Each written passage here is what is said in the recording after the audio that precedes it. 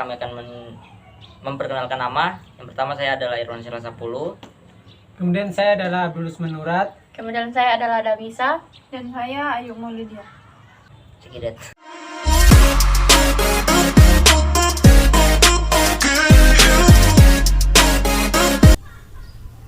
Di sini saya akan memaparkan tugas 1, yaitu cara kerja di Red Access. Seperti yang kalian lihat pada gambar. Jadi data tidak perlu dibandingkan satu persatu karena di Red Access langsung mencari data yang kita perlu tanpa dibandingkan terlebih dahulu. Kemudian input-output device terhubung dengan di Red Access untuk memberikan instruksi proses di mana dia mencari data sesuai dengan data yang dia cari. Selanjutnya di Red Access dan input-output terintegrasi, lalu satu di Red Access dapat menangani satu input-output dan setiap transferannya hanya perlu mengakses bus satu kali saja. Jadi datanya tidak perlu dibandingkan secara berurut karena di Red Access sendiri sudah membandingkan datanya sesuai dengan yang kita cari. Selanjutnya cara kerja dari Squintal Access. Jadi seperti yang kalian lihat pada gambar, pertama itu data harus ada. Jadi data yang sudah ada akan dibandingkan secara berurut satu persatu, secara terus menerus sampai data tersebut yang kita cari ditemukan. Yang kedua, pada dasarnya pencarian ini hanya melakukan pengulangan dari 1 sampai dengan jumlah data. Terakhir, apabila data sama berarti data telah ditemukan. Sebaliknya, apabila sampai akhir pengulangan tidak ada data yang sama berarti data tidak ada yang kita cari. Begitu cara kerja di Red Access. Nah, di sini dapat kita lihat sendiri. Jadi perbandingan dari cara kerja di Red Access dan Squintal Access itu dapat dilihat pada gambarnya sangat jelas.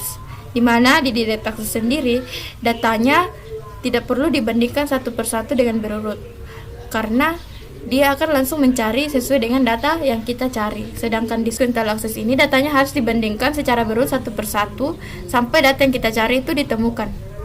Jadi berbeda dengan cara kerja di Red Access.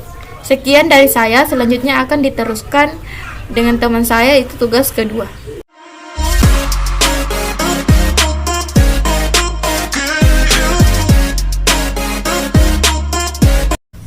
Jadi di sini saya akan menjelaskan tugas 2, yaitu tentang cara kerja pengaksian data pada magnetic disk. Cara kerjanya yaitu merepresentasikan data pada disk yang diblok atau banyaknya data yang diakses pada sebuah stroke device. Data dari disk dipindahkan ke sebuah buffer pada main stroke komputer untuk diakses oleh sebuah program. Data direkam secara digital pada media tape sebagai titik-titik magnetisasi pada lapisan peroksida. Magnetisasi positif menyatakan 1 bit, sedangkan magnetisasi negatif menyatakan 0 bit.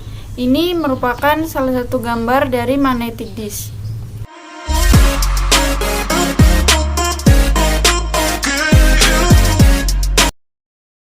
Yang pertama, pengertian macOS. Macintosh Operation System atau umumnya lebih dikenal dengan sebutan macOS. macOS merupakan salah satu sistem operasi GUI, Graphical User Interface, pertama yang dikembangkan dan dipasarkan oleh perusahaan Apple Inc.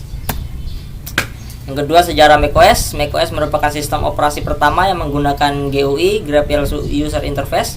Orang-orang penting pada Macintosh yaitu Bill Atkinson, Jeff Raskin, dan Andy Hertzfeld. Macintosh diperkenalkan pertama kali pada bulan Januari 1984 lewat iklan Super Bowl yang fenomenal. Pada waktu itu, langkah yang dilakukan Apple adalah sebuah perkembangan revolusioner dalam dunia komputer personal. Yang ketiga, ada jenis-jenis macOS. Yang pertama ada di tahun 1984 ada Macintosh 128K dan 512K.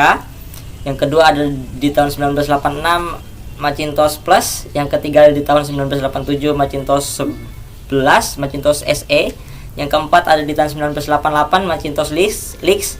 Yang kelima ada di tahun 1989 ada Mac SE 30, Mac Lick, Mac Litchi, Mac Portable. Yang keenam ada 1990 Mac If, Mac Classic, Mac Lisi, seri Mac LC. Yang ketujuh ada di tahun 1991 Mac Quadra PowerBook. Yang kedelapan ada di tahun 1982 Mac Fix PowerBook Duo. Yang kesembilan ada 1993 Mac Centris, Mac Color Classic, Mac Performa. Yang ke-10 ada di tahun 1997 Power Mac G3 PowerBook G3. Yang ke-12 ada di tahun 1998 ada iMac. Yang ke-13 ada di tahun 1999 iBook Power Mac G4. Yang ke-14 ada di tahun 2000 Power Mac G4 Coupe. Yang ke-15 ada di tahun 2001 PowerBook G4. Selanjutnya sistem macOS. Sistem macOS dapat dibedakan menjadi dua jenis, yaitu pertama macOS Classic. macOS Classic sistem yang pertama dikeluarkan oleh Mac pada tahun 1984 hingga macOS 9. macOS Classic dikenali sebagai satu sistem yang tidak memilih sembarang command line atau baris perintah, merupakan sistem yang menggunakan user interface atau UI sepenuhnya karena mudah untuk digunakan. Sistem ini juga dikritik karena menggunakan kooperatif multitasking. Kemudian yang kedua ada macOS X. macOS X, huruf X disebut 10, yaitu huruf Romawi yang lebih baru. macOS X memasukkan unsur-unsur BSD Unix, OpenStep, dan macOS 9.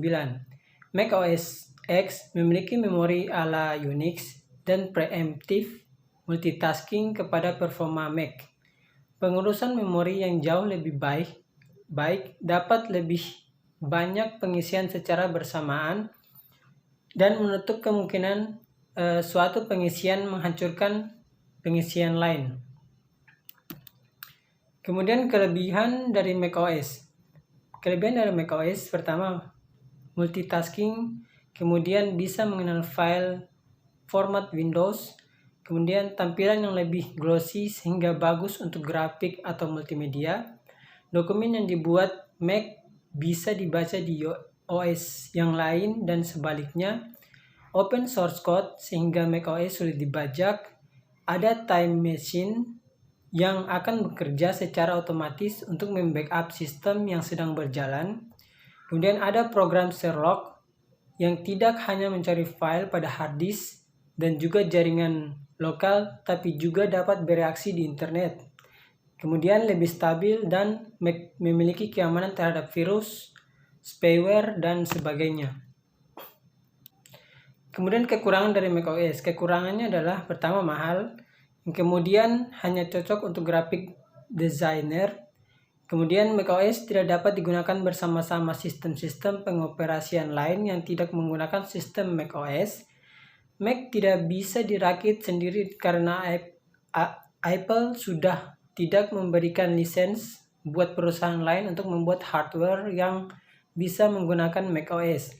Software di macOS tidak begitu lengkap. Kemudian kurang cocok untuk aplikasi server atau game.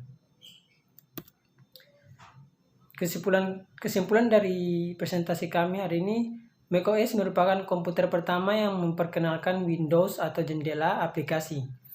macOS memiliki tampilan yang elegan, melebihi tampilan Microsoft Windows dengan menggunakan Parallels Desktop.